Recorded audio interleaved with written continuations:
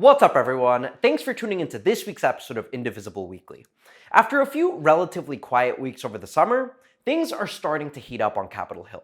And as you've probably seen, negotiations are in full swing to finally pass the bold, transformative agenda that Democrats ran on in 2020. There's a lot happening, and we have a lot of work to do, so let's dive in. My name is Pablo, and this is Indivisible Weekly. Thanks for joining us. Now, first things first, recovery. By this point, you've probably seen what we're fighting for. A transformative, inclusive reconciliation package that brings much needed support to working people in a way that hasn't been seen since FDR and the New Deal. We're fighting for something extraordinary here. If we're able to get all of our progressive priorities into the final reconciliation bill, we can secure a pathway to citizenship for millions of immigrants. We can lower drug prices, expand Medicare, and make major investments in the fight against climate change. We can secure universal childcare and guaranteed paid leave for all. And we can finally start to level the playing field by making wealthy people and corporations pay their fair share. This is exciting.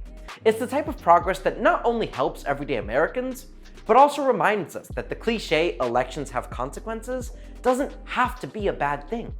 If we can get this done, it'll demonstrate to the 81 million people who elected a Democratic trifecta, and even to those who voted for the other guy, that good people can be elected to do extraordinary things.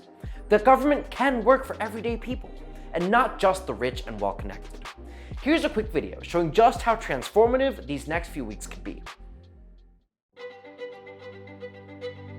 The Senate took another big step to push through President Biden's agenda. A $3.5 trillion budget outline calling for more spending toward healthcare, childcare, education, and climate. It's not a short-term stimulus. It's a long-term investment in American families.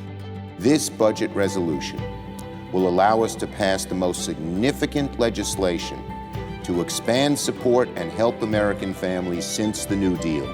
Since the New Deal, this is generational, transformational change. That would direct trillions to climate initiatives, paid leave, childcare, education, and healthcare. 2 years of community college for most Americans. Universal pre-K Medicare would expand to include dentistry, vision, and hearing. And also in this, Democrats plan to include immigration reform. I think we should have a pathway to citizenship. To be able to advance a lot of updating of our immigration laws through the reconciliation process. Means finally that we might get some reform to our broken immigration system. If they manage to do that, they will deliver on many of President Biden's promises. Every one of those goals is now within our reach. The total vision is about not only building physical infrastructure, but building human infrastructure. Much of that would be paid for with higher taxes on wealthy Americans and corporations. It's time for working families, folks who built this country, to have their taxes cut.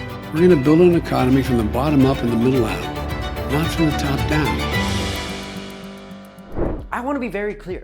This isn't a wish list for the next 50 years. This is real legislation that we can pass this month. But it won't be easy, and we need to make our voices heard. We need to call our members of Congress and demand that they pass the most progressive reconciliation bill possible. We also need to record videos, encouraging our friends and family to get in the fight, and making it clear to our members of Congress that anything short of an inclusive, transformative recovery, including all of the priorities I mentioned, is unacceptable.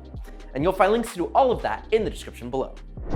Now, we also need to keep making our voices heard on democracy reform, and calling on the Senate to overcome the Jim Crow filibuster and pass much-needed voting rights legislation.